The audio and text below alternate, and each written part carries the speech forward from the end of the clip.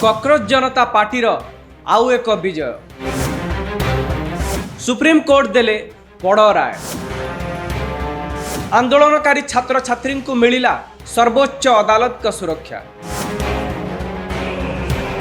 केंद्र सरकार को पाई आउ एक झटका। दिल्ली रो मुख्य शासन सचिव और डीजीपी को कोर्ट का समन। बदली गला कि मामलार मोड़। हरड़ घोड़ारे पड़िजिबे कि सरकार।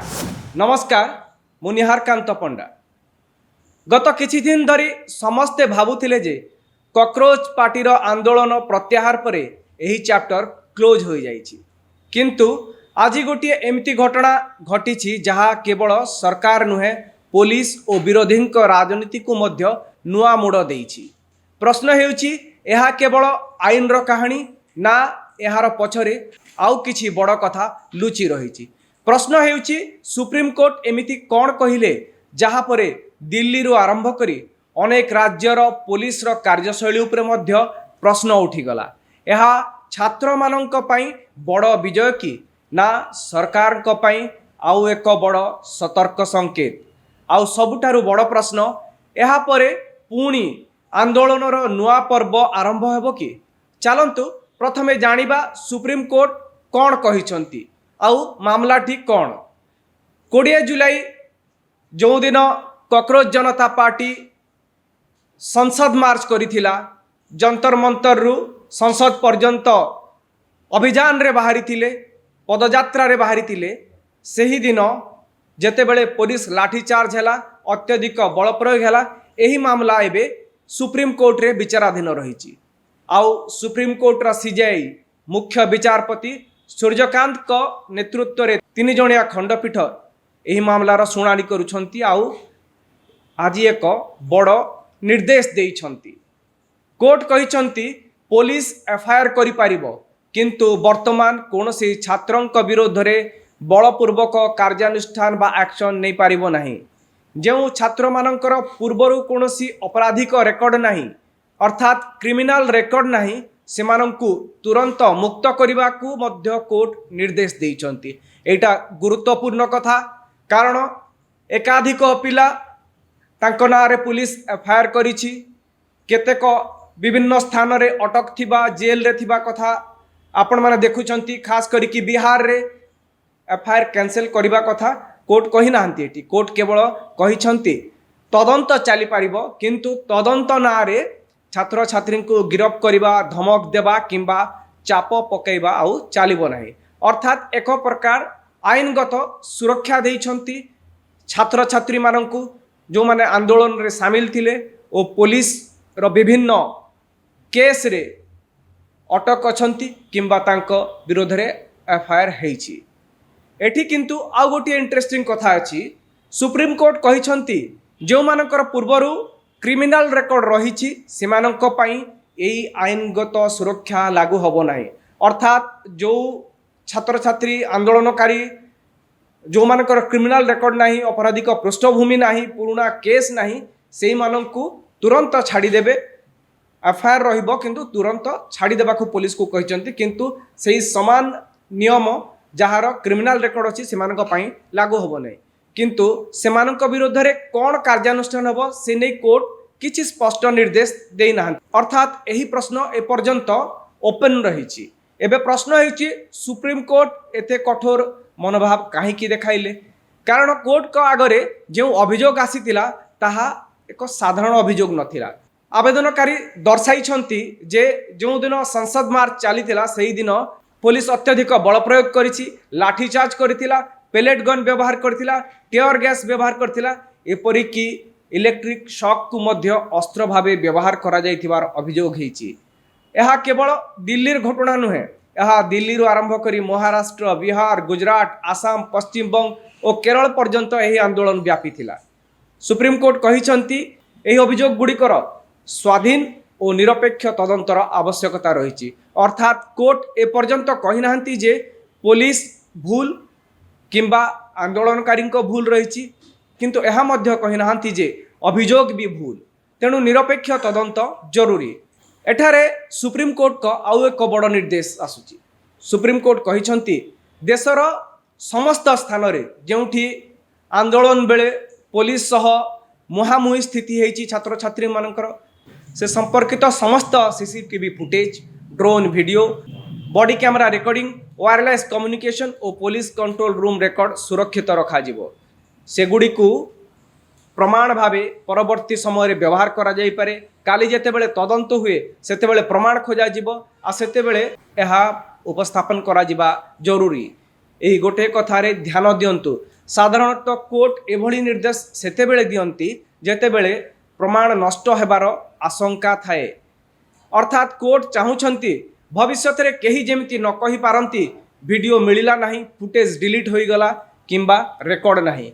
केवल सेतिकी नुहे, एहा छड़ा सुप्रीम कोर्ट आउ एक बड़ निर्देश दैछंती जहाँकि छात्र छात्री जेएनजी पिलांक पाई आउ एक आश्वस्ति।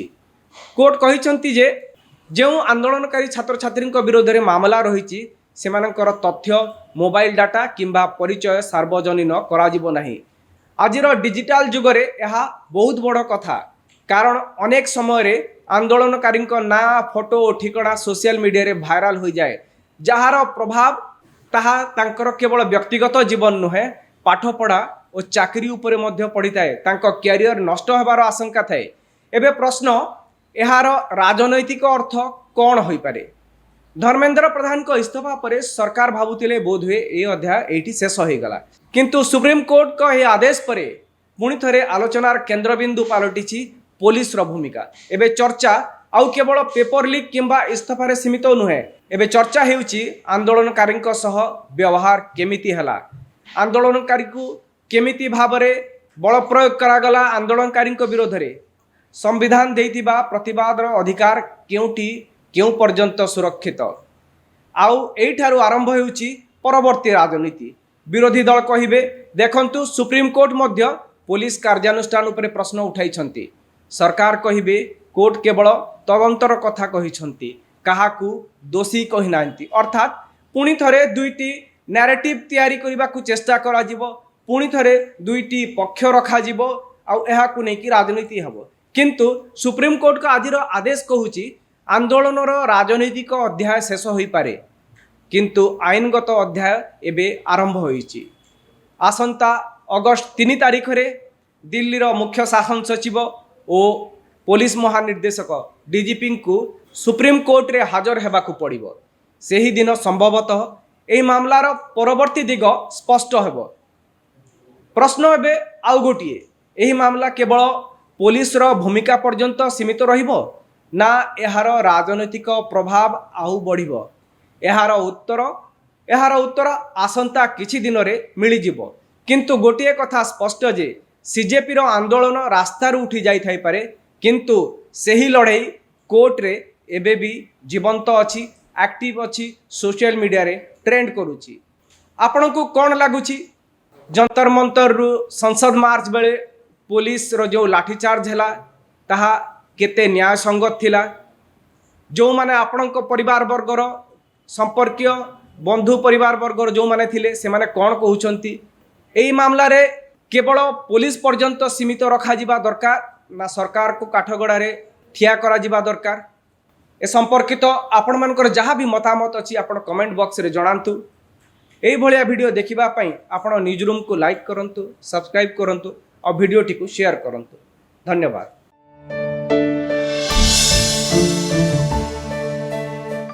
कॉकरोच जनता पार्टी आउ एक विजय। सुप्रीम कोर्ट देले बड़ राय।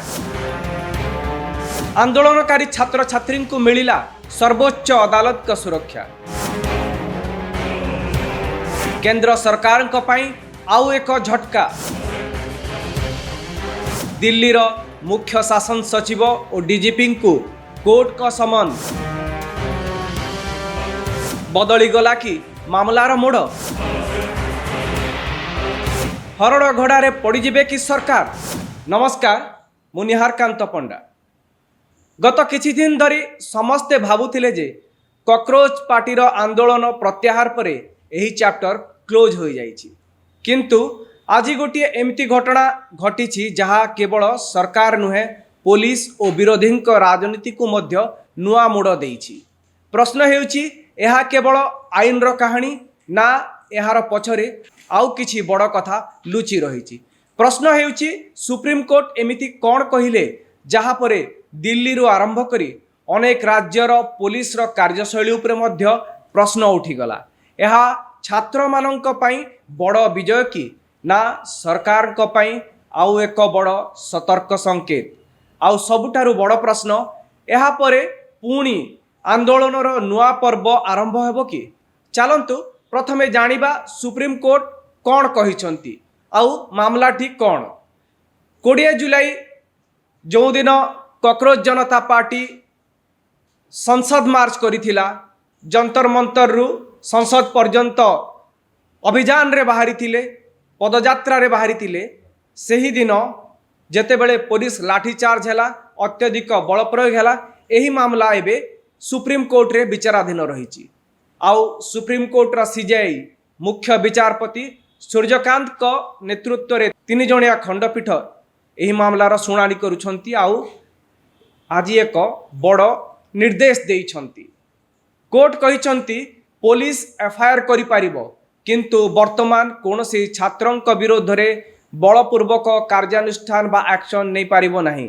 जो छात्र मानकर पूर्वरु कोनोसी अपराधिक रेकर्ड नाही, अर्थात क्रिमिनल रेकर्ड नाही, सेमानंकु तुरंत मुक्त करने को मध्य कोर्ट निर्देश देइछंती। एटा गुरुत्वपूर्ण कथा, कारण एकाधिक पिला तांको नारे पुलिस एफआईआर करिछि, केतेक विभिन्न स्थान रे अटक थिबा जेल रे थिबा कथा आपण माने देखुछंती। खास करी कि बिहार रे एफआईआर कैंसिल करबा कथा कोर्ट कहि नाहंती। एटी कोर्ट केवल कहिछंती तदंत चली पारिबो, किंतु तदंत नारे छात्र छात्री को गिरफ करबा, धमक देबा किंबा चाप पकेबा आउ चलिबो नाही। अर्थात एक प्रकार आईनगत सुरक्षा देइछंती छात्र छात्री मानंकु जो माने आंदोलन रे शामिल थिले ओ पुलिस रो विभिन्न केस रे अटक अछंती किंबा तांको विरोध रे एफआईआर हेइछि। एठी किंतु आ गोटे इंटरेस्टिंग कथा अछि। सुप्रीम कोर्ट कहिछंती जो मानकर पूर्वरु क्रिमिनल रेकर्ड रहिछि सेमानंक पई एई आईनगत सुरक्षा लागू हबो नाही। अर्थात जो छात्र छात्री आंदोलनकारी जो मानकर क्रिमिनल रेकर्ड नहीं, अपराधिक पृष्ठभूमि नहीं, पुराना केस नहीं, से मानंकु तुरंत छाड़ी देबे। एफआईआर रहिबो किंतु तुरंत छाड़ी देबा को पुलिस को कहिसंती, किंतु सेही समान नियम जहार क्रिमिनल रेकर्ड अछि सेमानक पई लागू हबो नै। किंतु सेमानक विरोध रे कोन कार्यानुष्ठान हबो से नै कोर्ट किछि स्पष्ट निर्देश देई नाहं। अर्थात एही प्रश्न ए पर्यंत ओपन रहिछि। एबे प्रश्न हेछि सुप्रीम कोर्ट एते कठोर मनोभाव कहीं देखाइले, कारण कोर्ट को आगरे जो अभियोग आसीतिला ताहा एक साधारण अभियोग नथिला। आवेदनकारी दर्शाइछंती जे जो दिन संसद मार्च चलीथिला सेही दिन पुलिस अत्यधिक बल प्रयोग करिछि, लाठीचार्ज करथिला, पेलेट गन व्यवहार करथिला, टियर गैस व्यवहार करथिला, एपरि कि इलेक्ट्रिक शॉक को मध्य अस्त्र भावे व्यवहार करा जाइथिबार अभियोग हेछि। एहा केवल दिल्लीर घटना नुहे, यह दिल्ली रू आरंभ करी महाराष्ट्र, बिहार, गुजरात, आसाम, पश्चिम बंग और केरल पर्यंत यही आंदोलन व्यापी थिला। सुप्रीम कोर्ट कहिसंती एही अभियोग गुड़िकर स्वाधीन और निरपेक्ष तदंतर आवश्यकता रही। अर्थात कोर्ट ए पर्यंत कहि नाहंती जे पुलिस भूल किंबा आंदोलनकारी भूल रही, किंतु एहा मध्य कहि नाहंती जे अभियोग भी भूल, तेणु निरपेक्ष तदंत जरूरी। एठारे सुप्रीम कोर्ट को आउ एक बड़ निर्देश आसुची। सुप्रीम कोर्ट कहिसंती देशर समस्त स्थान रे जेउठी आंदोलन बेले पुलिस सह मुहामुही स्थिति हेछि छात्र छात्री मानकर, से संपर्कित समस्त CCTV footage, drone video, body camera recording, wireless communication और पुलिस कंट्रोल रूम रिकॉर्ड सुरक्षित रखा जिवो। सेगुडी को प्रमाण भावे परवर्ती समय व्यवहार करा जाई पारे। काली जेतेबेले तदंत हुए सेतेबेले प्रमाण खोजा जिवो आ सेतेबेले एहा उपस्थापन करा जिबा जरूरी। एही गोटे कथारे ध्यान दियंतु। साधारणतः कोर्ट एभली निर्देश सेतेबेले दियंती जेतेबेले प्रमाण नष्ट हेबार आशंका थाए। अर्थात कोर्ट चाहुछंती भविष्य रे केही जेमिति न कहि पारंती वीडियो मिलिला नाही, फुटेज डिलीट होई गला किंबा रेकॉर्ड नाही। केवल सेतिकी नुहे, ଏହା ଛଡ଼ା ସୁପ୍ରିମକୋର୍ଟ ଆଉ ଏକ ବଡ଼ ନିର୍ଦ୍ଦେଶ ଦେଇଛନ୍ତି, ଯାହାକି ଛାତ୍ରଛାତ୍ରୀ ଜେଏନ୍ଜି ପିଲାଙ୍କ ପାଇଁ ଆଉ ଏକ ଆଶ୍ୱସ୍ତି। କୋର୍ଟ କହିଛନ୍ତି ଯେ ଯେଉଁ ଆନ୍ଦୋଳନକାରୀ ଛାତ୍ରଛାତ୍ରୀଙ୍କ ବିରୋଧରେ ମାମଲା ରହିଛି ସେମାନଙ୍କର ତଥ୍ୟ, ମୋବାଇଲ ଡାଟା କିମ୍ବା ପରିଚୟ ସାର୍ବଜନୀନ କରାଯିବ ନାହିଁ। ଆଜିର ଡିଜିଟାଲ ଯୁଗରେ ଏହା ବହୁତ ବଡ଼ କଥା, କାରଣ ଅନେକ ସମୟରେ ଆନ୍ଦୋଳନକାରୀଙ୍କ ନାଁ, ଫଟୋ ଓ ଠିକଣା ସୋସିଆଲ ମିଡ଼ିଆରେ ଭାଇରାଲ ହୋଇଯାଏ, ଯାହାର ପ୍ରଭାବ ତାହା ତାଙ୍କର କେବଳ ବ୍ୟକ୍ତିଗତ ଜୀବନ ନୁହେଁ, ପାଠପଢ଼ା ଓ ଚାକିରି ଉପରେ ମଧ୍ୟ ପଡ଼ିଥାଏ। ତାଙ୍କ କ୍ୟାରିୟର ନଷ୍ଟ ହେବାର ଆଶଙ୍କା ଥାଏ। ଏବେ ପ୍ରଶ୍ନ, ଏହାର ରାଜନୈତିକ ଅର୍ଥ କ'ଣ ହୋଇପାରେ? ଧର୍ମେନ୍ଦ୍ର ପ୍ରଧାନଙ୍କ ଇସ୍ତଫା ପରେ ସରକାର ଭାବୁଥିଲେ ବୋଧହୁଏ ଏହି ଅଧ୍ୟାୟ ଏଇଠି ଶେଷ ହୋଇଗଲା, କିନ୍ତୁ ସୁପ୍ରିମକୋର୍ଟଙ୍କ ଏହି ଆଦେଶ ପରେ ପୁଣି ଥରେ ଆଲୋଚନାର କେନ୍ଦ୍ରବିନ୍ଦୁ ପାଲଟିଛି ପୋଲିସର ଭୂମିକା। ଏବେ ଚର୍ଚ୍ଚା ଆଉ କେବଳ ପେପର ଲିକ୍ କିମ୍ବା ଇସ୍ତଫାରେ ସୀମିତ ନୁହେଁ। ଏବେ ଚର୍ଚ୍ଚା ହେଉଛି ଆନ୍ଦୋଳନକାରୀଙ୍କ ସହ ବ୍ୟବହାର କେମିତି ହେଲା, ଆନ୍ଦୋଳନକାରୀଙ୍କୁ କେମିତି ଭାବରେ ବଳ ପ୍ରୟୋଗ କରାଗଲା, ଆନ୍ଦୋଳନକାରୀଙ୍କ ବିରୋଧରେ ସମ୍ବିଧାନ ଦେଇଥିବା ପ୍ରତିବାଦର ଅଧିକାର କେଉଁଠି କେଉଁ ପର୍ଯ୍ୟନ୍ତ ସୁରକ୍ଷିତ। ଆଉ ଏଇଠାରୁ ଆରମ୍ଭ ହେଉଛି ପରବର୍ତ୍ତୀ ରାଜନୀତି। ବିରୋଧୀ ଦଳ କହିବେ, ଦେଖନ୍ତୁ ସୁପ୍ରିମକୋର୍ଟ ମଧ୍ୟ ପୋଲିସ କାର୍ଯ୍ୟାନୁଷ୍ଠାନ ଉପରେ ପ୍ରଶ୍ନ ଉଠାଇଛନ୍ତି। ସରକାର କହିବେ, କୋର୍ଟ କେବଳ ତଦନ୍ତର କଥା କହିଛନ୍ତି, କାହାକୁ ଦୋଷୀ କହିନାହାନ୍ତି। ଅର୍ଥାତ୍ ପୁଣି ଥରେ ଦୁଇଟି ନ୍ୟାରେଟିଭ୍ ତିଆରି କରିବାକୁ ଚେଷ୍ଟା କରାଯିବ, ପୁଣି ଥରେ ଦୁଇଟି ପକ୍ଷ ରଖାଯିବ, ଆଉ ଏହାକୁ ନେଇକି ରାଜନୀତି ହେବ। କିନ୍ତୁ ସୁପ୍ରିମକୋର୍ଟଙ୍କ ଆଜିର ଆଦେଶ କହୁଛି ଆନ୍ଦୋଳନର ରାଜନୈତିକ ଅଧ୍ୟାୟ ଶେଷ ହୋଇପାରେ, କିନ୍ତୁ ଆଇନଗତ ଅଧ୍ୟାୟ ଏବେ ଆରମ୍ଭ ହୋଇଛି। ଆସନ୍ତା ଅଗଷ୍ଟ 3 ତାରିଖରେ ଦିଲ୍ଲୀର ମୁଖ୍ୟ ଶାସନ ସଚିବ ଓ ପୋଲିସ ମହାନିର୍ଦ୍ଦେଶକ ଡିଜିପିଙ୍କୁ ସୁପ୍ରିମକୋର୍ଟରେ ହାଜର ହେବାକୁ ପଡ଼ିବ। ସେହିଦିନ ସମ୍ଭବତଃ ଏହି ମାମଲାର ପରବର୍ତ୍ତୀ ଦିଗ ସ୍ପଷ୍ଟ ହେବ।